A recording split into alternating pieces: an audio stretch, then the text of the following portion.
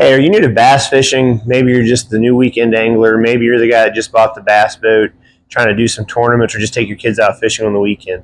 We understand that there's a lot of options out there, and it can be a little bit confusing. It can get extremely pricey really quick, and not everybody has the budget to go drop $4,000 or $5,000 in new rods, reels, line, and tackle. So today, the GBFT is working with Ohio River Outdoors. We're going to go through some things that we think the new weekend angler, the new tournament angler with a limited budget needs, that are versatile tools that you can use for multiple different tactics, to where you don't have to break your bank account whenever you're first getting into bass fishing, but you can still be competitive at the same level as all of us. So when you're getting started in bass fishing, you have all these rod and reel combinations. Which one are you going to choose? We have a few different options here for you. And this is all to try to get anybody from the more budget-friendly range, looking at $100 or less, to the new angler that maybe has a few $100s to spend looking for something a little bit more sensitive. And don't get me wrong, with both combinations that I want to show everybody here today, they're beneficial for any angler. Don't get me wrong, with the more expensive combination, you are going to have more sensitivity, and there is an added benefit to the price point.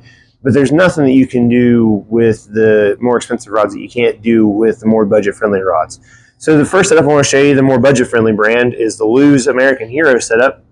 The first one we have here, for just about any setup I'm going to talk about, by the way, it's going to be a 7-foot medium fast action tip, because we're, like I said, we're not trying to dial things in. We're trying to give people universal setups that you can use for multiple different tactics. So 7-foot rod, medium heavy, open face rod reel combination.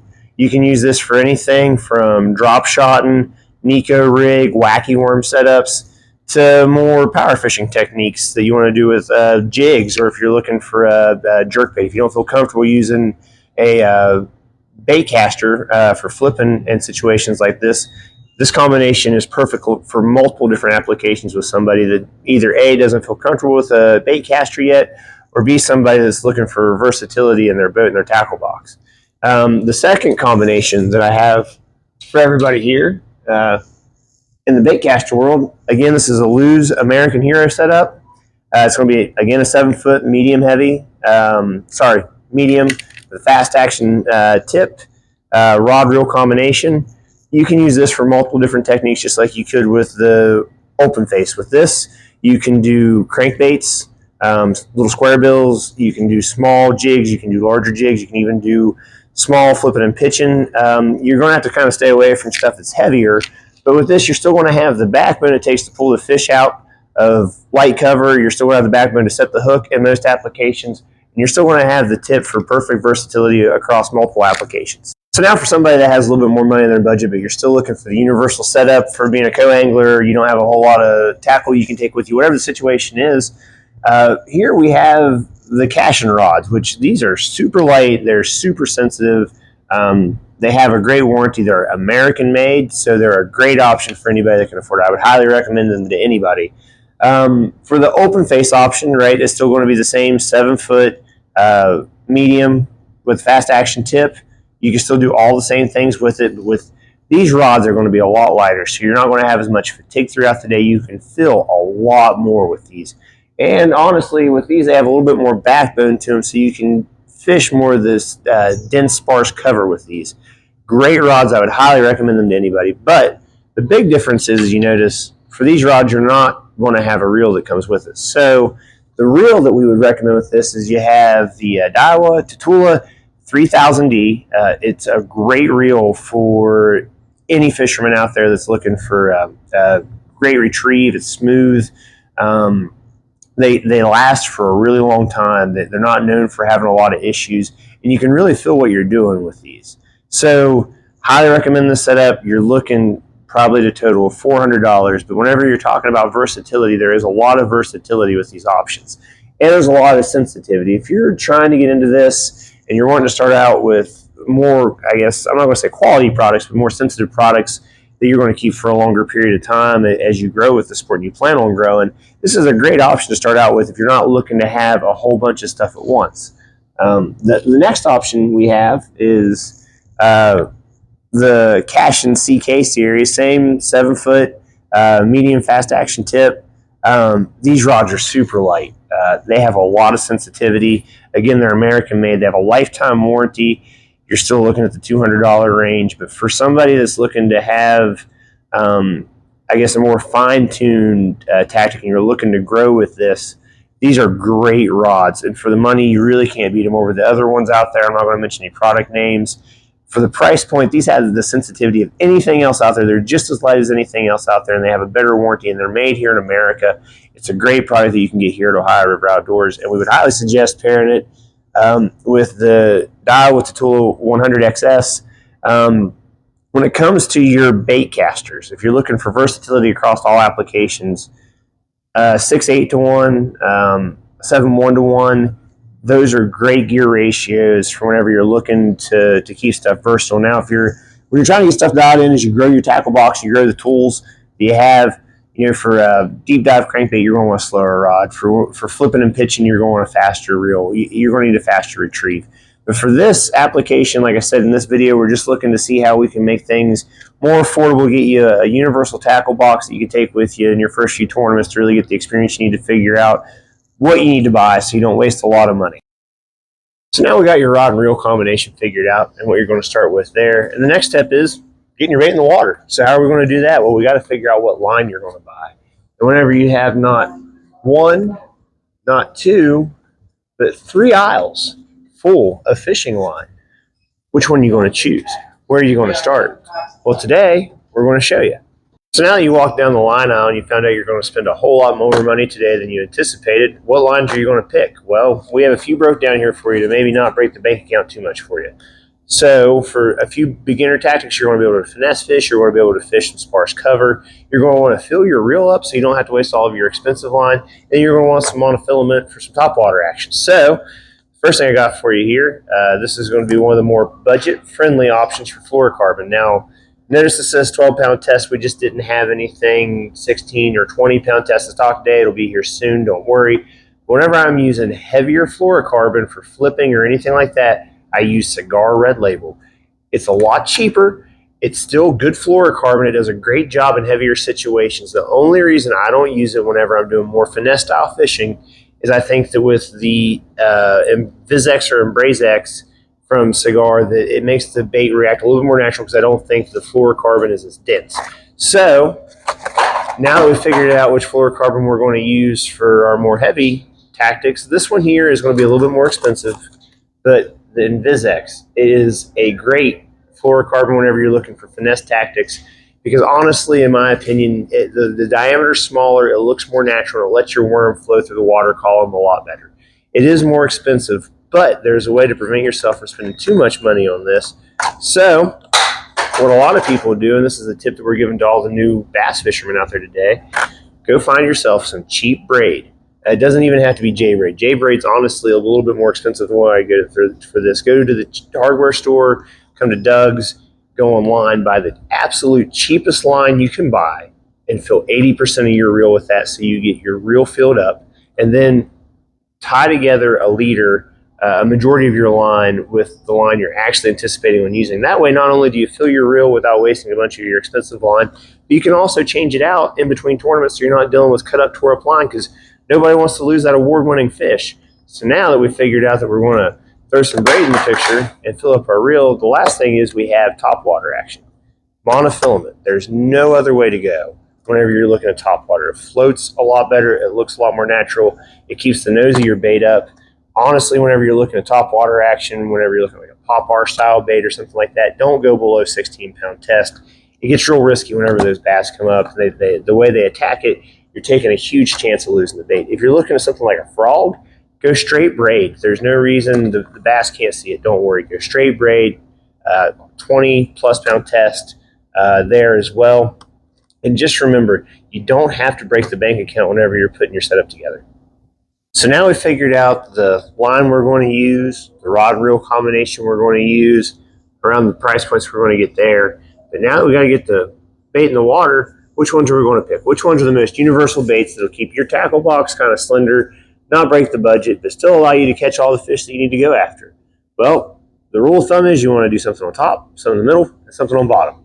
We have everything covered here today with that. So what I want to go over is the lines we use, the terminal tackle we use for these situations, and the hard tackle that we use. So let's start off with Probably one of the most universal things you can use out there, a spinnerbait. A spinnerbait is honestly good year-round in any conditions. With a spinnerbait, all you're going to want to do is buy yourself a swim bait of some sort. It uses a trailer in the back with a little dab of super glue on it to keep it on there. A spinnerbait can work in multiple areas in the water column. You can slow it down, you can speed it up, you can throw it through sparse cover. Honestly, for an exposed hook bait, it's a lot more weedless than you think, and it's great at catching bass all the time. Obviously, you want to adjust different colors for different situations, but a sexy shad color or any kind of shad color is really good after the spawn.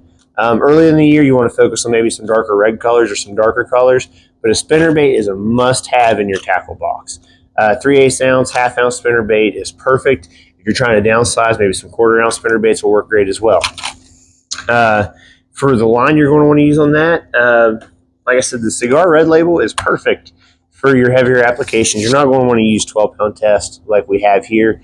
For spinnerbait, I would honestly use 14-pound test or higher. I wouldn't go above 18 or 20-pound test, but you don't want to go below the 14-pound test, especially when you're fishing with spinnerbaits. Most of the time you're fishing through logs and cover and grass. You don't want to take a chance of finally catching that big 5-pounder you've been looking forward to and it breaking off because your line was too small. Actually, we'll keep this line over here because it's going to be used for a couple other things. The next thing we need to talk about, and probably the most universal bait in your tackle box, in anybody's tackle box, is a jig. A lot of people say that a jig is an aggressive bait, that it's not really good for finesse fishing. I know around here, a lot of people don't like to use a jig on the river because they think it's too aggressive. But honestly, a jig is the most universal bait in your tackle box. Flipping, pitching, swimming. You want to know how you turn a flipping jig into a swim jig? You start swimming with it. That's the only difference. You have a jig in your tackle box, 3/8 ounce, half ounce. Honestly, green pumpkin, black, and white are the only 3 colors you need. I know Jared Swindle would say you need brown. I'm not a big brown jig guy, but you get a couple trailers to put on some creature baits or some chunks. A jig works all the time. You can slow it down, you can speed it up, you can do whatever you need to with a jig. And with it, same thing. You're going to want to use, if you're trying to stay budget friendly, somewhere between 16 to 20 pound test line. Cigar Red Label is my preferred for this tactic. Next thing we're going to go over is a square bill crankbait. Square bill crankbaits are great yet again year round. They're great search baits to help you figure out what's on the bottom, help you not only find fish but find what's down there if maybe you don't have the electronics to see what's going on. They're great for taking the top of grass with. They're great for running through rock banks with. With a square bill crankbait, it's not as weedless as some of the other options, but it's a great bait year-round. Again, anything shad colored works great. Don't feel like you have to go crazy with all the different colors out there. And for this, though, I'm going to use a lighter pound test and a lighter line to let it move around better. It makes it easier to cast. These are really light. They're hard to get cast out there. With a lighter line, they not only act more naturally in the water and have a better reaction, but they work great and they can cast a lot easier as well. So now we're going to move on to the top water tactic, a buzz bait. Now I have 2 buzz baits here for you. You have one that already has a trailer on it, Buzz and Toad, which is it's a $5 solution. It already has your trailer and it even comes with an extra trailer. These work great anywhere, especially early in the season. Buzz baits, up until honestly for me, midsummer are great. Great top water tactic, great search bait. I'll use them later into the fall, but for me, buzz baits are more in the early season for me. And then here you have one that without the trailer already on it. You can use Buzz and Toad. You can put a toad on the back of it, or you can find some other creature baits, smaller, slender creature baits to put on the back of it. Take the skirt off of it. There's several modifications you can make to a buzz bait. It's one of the most universal baits that you can put in your tackle box. Now, when it comes to the idea of soft plastics, you're going to have to buy several. But again, you don't have to break the bank account when it comes to the soft plastics. So when it comes to colors, keep it to your blacks and blues, green pumpkins, pink's a good color, and whites. But don't feel like you have to fall for every single color there is out there. When you come to soft plastics, you want something like a creature bait for flipping and pitching with and using for trailers. And you're going to want some stick baits, some Senkos for finesse tactics. And then I have 2 sizes here. You have your 4-inch, your 5-inch worms. You have your 3-inch worms. And then if you want to get real old school, the Zoom Trick Worm sorry there, the Zoom trick worm is the original stick bait, right? This worm has caught and won a lot of tournaments. It's a great worm to have in your tackle box. How are you going to set those up? You're going to want to use your lighter line again. 8 to 10 pound test is about max for me. You can either bob or stop it or not. These are only a couple bucks. If you're going to use the trick worm, I'll put a nail weight in the end of it, make it not necessarily a Nico rig, but I'll put a nail weight in to give it some more action, or I'll put it on a shaky head, which, by the way, shaky heads are also great universal terminal tackles to have in your box.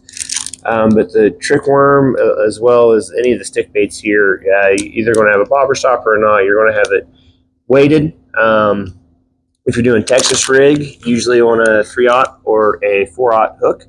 Now, when it comes to the Senkos, the most common thing that we know Senkos for is the wacky rig. That is a fish catching machine, especially on the Ohio River. So for the wacky rig, personally, when it comes to the O-rings, a lot of people use, when I'm practicing, I will use the O-rings, but when I'm fishing tournaments, I don't have the O-rings on there. I want the bait to get out of the way. I personally don't care if I lose a few worms. I would rather have the fish in the boat, but if you're looking to try to save some money, the O-rings are a great way. But I use the Eagle Claw weedless hook and Gary Yamamoto Senkos. Gary Yamamoto, especially with the salt in them, they are great pliable baits. If you're looking to save a little bit of money, Yum works just as well. And with that, again, you're going to want to use a lighter line. With a wacky worm, you can use it anywhere. You can flip it. You can do multiple solutions with a wacky worm. You just got to test it and try it out. And then the final thing I want to show you guys is your pitching baits. So whenever you're flipping or pitching, creature baits, again, 4 or 5/0 hook. What I use is exclusively tungsten. You can get great tungsten here at Ohio River Outdoors. 3/8 ounce to ½ ounce is the most common weights we use. And for it, I'll use, again, a heavier line, probably 20-pound test for a little bit heavier. Or sometimes if it gets real heavy, I will use braided line for flipping. So with everything that we have here in front of you, you can throw all of this into your tackle box. That's what we have. You could probably be the whole situation less than $600 or $700. We'll actually add everything up that we can to put at the end of the video in a link for everybody. But this right here is about the most universal tackle box that we could think of. So please like and subscribe. We're glad you joined us here at Ohio River Outdoors today. Getting Bit Fishing team has some big things coming this season. We're looking forward to everybody following us along.